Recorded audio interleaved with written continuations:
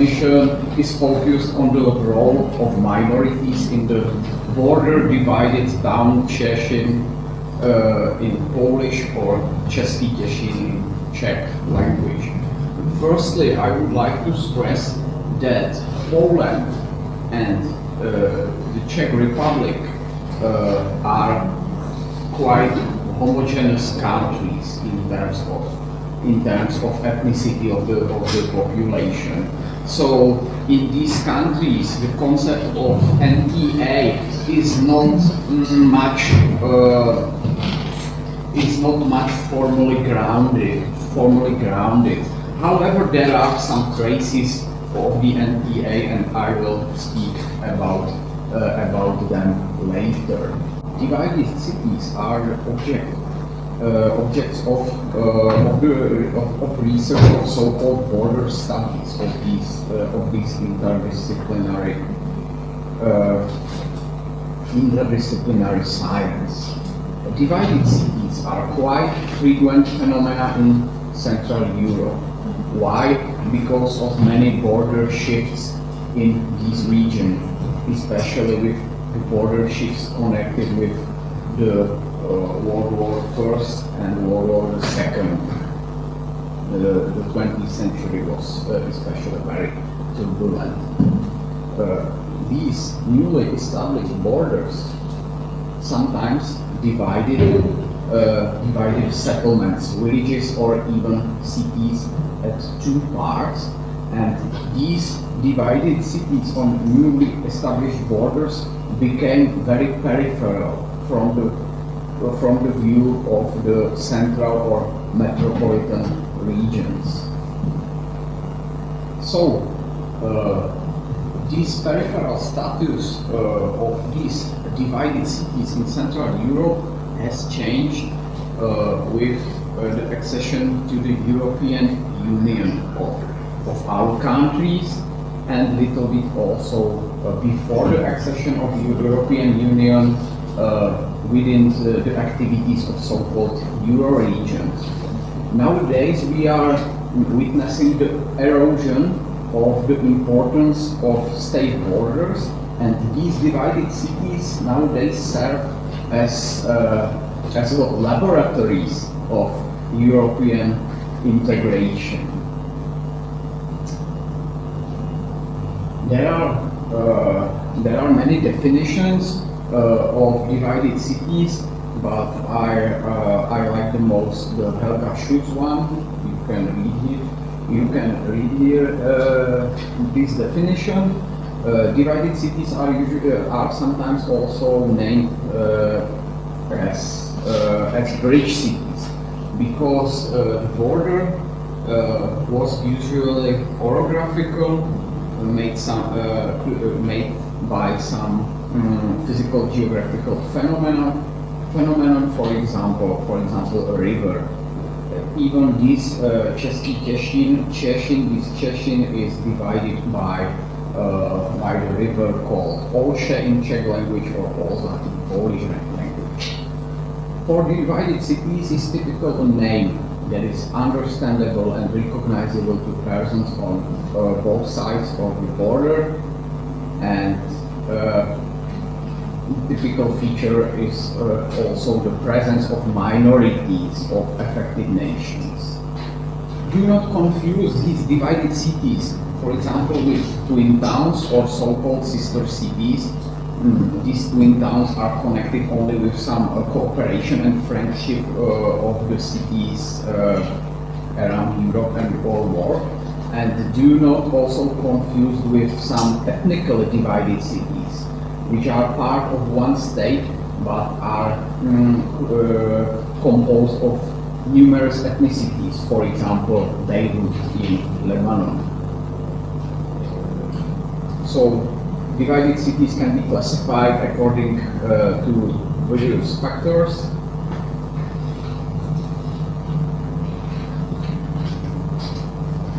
I think for us the most important is the feeling of historical injustice, and also minorities and their activities, sometimes some emancipation activities, and also important for us nowadays is the phenomenon of cross-border cooperation and institutionalization. Minorities are a natural part of divided cities. The division of the city was a threat, was a tragedy especially for families. Sometimes families were divided, cultural, economic relations were interrupted, transport situation became complicated, etc. In the divided cities, we can sometimes see efforts of protection and support of the minorities by their original homeland. We can also see, fortunately in case of Těšín, it is a part of history, but this region of Těšín Silesia and also the city of Cieszyn was very turbulent 100 years ago. There were all signs of discrimination, chauvinism, ignorance, etc., or even some terrorist attacks, etc. Nowadays, the situation is totally different. I think the region and the city belongs to the best practice of European integration and cooperation in terms of the Central European region.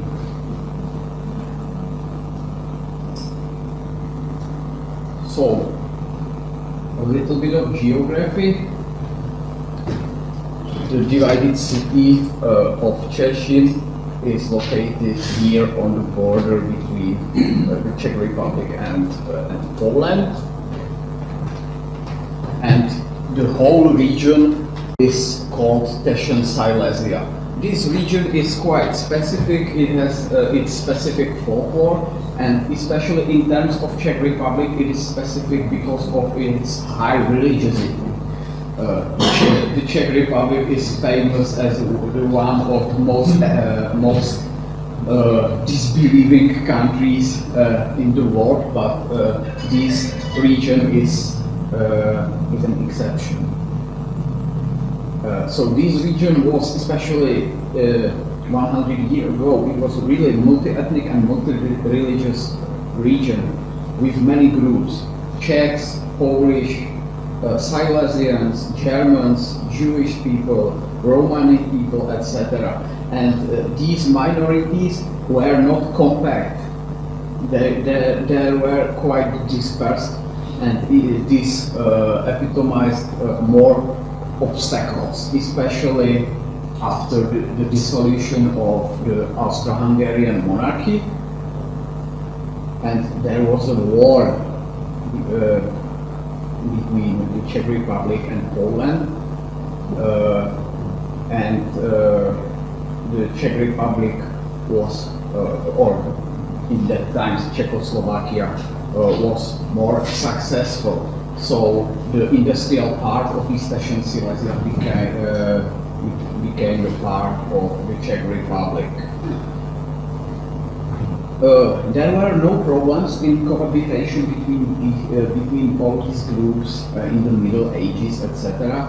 But the nationalism was the problem in 19th century, and nationalism and collective self-determination efforts. Until the 19th century, only important factor was religious adherence. So I have spoken about it that the Těšín Silesia is specifically a region, and also there is a specific language or dialect called po nashimu, and it is a mix of Polish, Czech language, and also with some aspects of German or Slovak language. In these turbulent years of the war and quarrels between the Czech Republic and Poland, the Czech minority from the Polish part of Těšín Silesia disappeared after 1920. Czech people went to the newly established Czechoslovakia. German and Jewish minority disappeared. from well-known reasons, and only Polish minorities survived on Czech territory. During the communist era, the friendship between socialist nations was officially promoted, but the situation was not so ideal as my Polish colleagues know. After 1989, there were some nationalist efforts in the region, but fortunately these efforts was decreased with the activities connected with European integration, and nowadays the relations between Poland and the Czech Republic are very friendly. Czechs are the most popular nations among Polish people. In Těšín, Silesia, in the Czech part where the Polish minority lives, also in the divided city, you can find these bilingual signs, because Polish people create more than 10% of population. Although I have spoken about good relations nowadays, there are some provocative or controversial memorials. For example, this statue of victory in the Polish part of divided city, and this statue of General Schneidarek, who is not much popular in Poland because Polish people called him murderer on the Czech side of the border. Also, there are some activities of Polish nationalists who call the whole region Zaolzie, and their interpretation of history is quite controversial in some aspects. So, Cieszyn city is the most popular and well-known divided city in the Czech Republic. In Poland there are more bigger or larger cities, divided cities. It is also a popular tourist destination. The city was divided two times in history. The permeability of the border wasn't still the same. I should also stress the importance of the bridges in the city and the presence of numerous Polish minority in Český Těšín and no Czechs in homogeneous Cieszyn. So the situation is different on the both sides of the border. You can see the ethnic composition of Český Těšín. The number of Poles is decreasing, probably because of slow assimilation of the minority, in spite of some support of the minority from the Czech state, from the Polish state, from various funds, etc. This is the main bridge in Český Těšín and Cieszyn. Nowadays we are in the era of cooperation. Some important organization for the city and for the whole region, Euro-region, Těšín, Silesia, also European grouping for territorial cooperation treaty. Important is also European Charter for Regional or Minority Languages. It is connected with this bilingual signs. Also there are Polish schools in the Czech part of Těšín, Silesia. Nowadays there are also many cultural events in this divided city, which is no more divided nowadays. There is only one problem, that sometimes the cooperation, this cross-border cooperation is de facto Polish-Polish. because it is made by Polish people on the Polish side and Polish minority on the Czech side. Nowadays there are also intensive contacts of politicians, local politicians, and even presidents, NTA and this divided city. So there is a problem that Polish minority in this region is quite compact. So in this area it will be more about territorial autonomy. However, NTA is, for example, more appropriate for another minority living in the Czech Republic, for the Romani people. These Romani people are also present in Těšín. However, there were some examples of NTA in Poland and the Czech Republic in the old history. For example, NTA for Germans in the Czech Republic, or for Jews, etc. Also, we in the Czech Republic we have, for example, a governmental council for national minorities, where are the representatives of 14 important minorities in our country, and it is the advisory body for the Czech government. And these representatives are elected or nominated by the organizations of the minorities. There is also TV broadcast or radio and many activities which are supported by the Czech state for the minorities. So there are some hints of NTA, but for example in political aspects there is no clear NTA in the region. In Poland, they have, for example, special quota system for minorities. We don't have here. We don't have it in Czech Republic, so it is different. Poland is more evolved in terms of these political representations. But as I have mentioned, there are radio stations, television programs, many publications, and also education. There are a lot of Polish schools, especially in the area of Cieszyn Silesia, because in this region there is autochthonous Polish minority.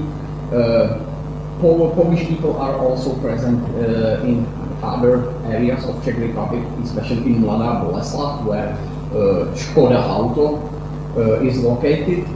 But these Polish people are not autochthonous and are not connected with this consciousness of these autochthonous people in Cieszyn Silesia. So let's move to the conclusions. The situation in the divided city is still improving thanks to the European Union and its projects. I really recommend you to visit the city, especially the Polish part, because Polish people were more lucky than Czech, and they got, after the division, the historical part of the city. There is great traceable cultural and economic development. Nowadays, the economic conditions in Český, Těšín and Cieszyn are quite similar. In the 90s, the situation was different, especially some markets in Poland were very popular. Younger generation or generations of Czech or Polish people are nowadays fortunately not much interested in aggressive nationalism, etc. These aggressive attitudes, I think, are dying with these old generations. So nowadays we are only sometimes dealing with some national stereotypes or some embarrassing jokes, etc. We are witnesses of a building of the common Těšín cross-border identity, and as I have mentioned, there is a problem with this Polish cross-border cooperation, and NTA in this region is quite difficult to apply, but I think it can be applied only to Roma or maybe to Vietnamese minorities. These minorities are really dispersed in terms of our countries. So thank you for your attention. Yeah, thank you very much. So, it's very, very special to hear the presentation about the place which you are from, which is actually my case. So it's very touching, and I would formulate some issues differently, but it's based on my different perception. But it's almost from there. So this means it's quite very personal. I'm very happy to see that we have got some questions around. Please. I noticed if you could hop back to the table of minority presence in the city. This is probably a very basic question, but I'm curious if you could explain to me what the situation in Silesians is. I would have expected. These Silesians, or this declaration to be Silesian, wasn't possible in the history, but nowadays in the liberal environment of modern liberal Czech Republic, it was possible to declare yourself as a Silesian. Maybe I just like to complement that.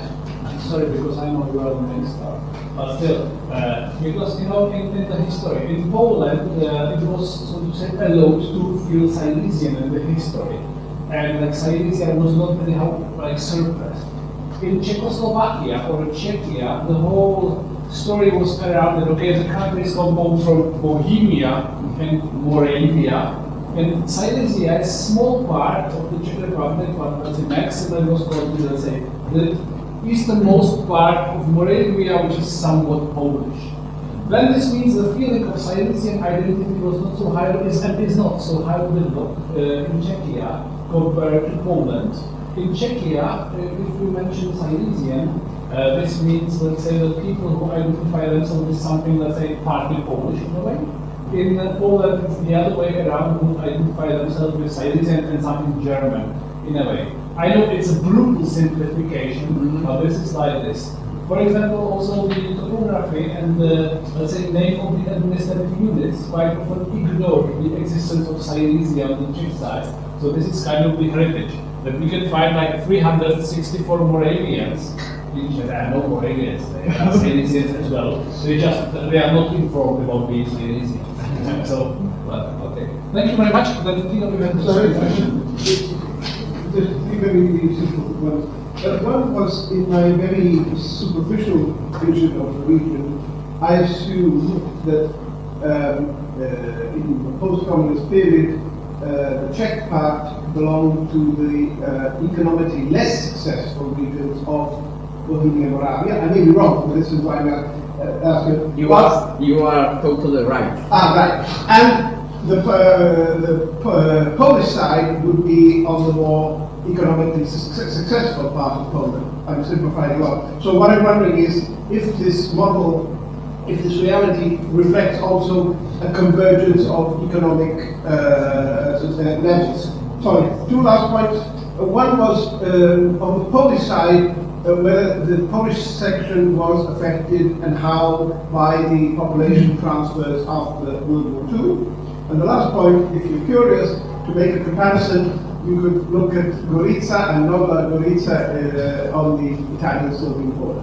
Yeah, I know about this city, but I have never been there. Right, pretty sure. But I will visit. Thank you for the recommendation. And Polish people, they were not expelled from the Czechoslovakia after the World War II as Germans were, etc. So many Polish people stayed in the Czech in the Czech part of this Těšín Silesia, and they were only some few exceptions were expelled. because they were somehow connected with some problematic war, war situation. And the migration from of these Polish people from the region to Poland is very slow. Thank you. Ladies and gentlemen, we've got the space for the very last question. If it's not the case, okay. Yeah. It's a short clarification. It's a short question. You mentioned the Polish law on education, TV, and radio. And did you say that it imposes that it has to be in Polish? That it doesn't mean? Is that what you said? That it doesn't allow TV and radio stations in other languages, Czech or another? It was one of the last slides. Yeah, the education.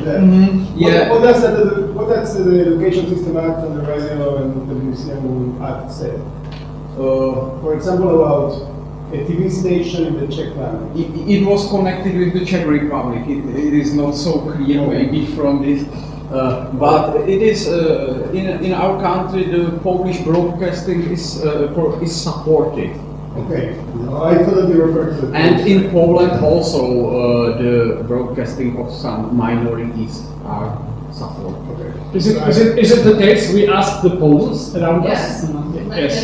Yeah, so I understood. I got So thank you very much, audience. Thank you very much for really paying attention and for asking questions. It's very pleasant.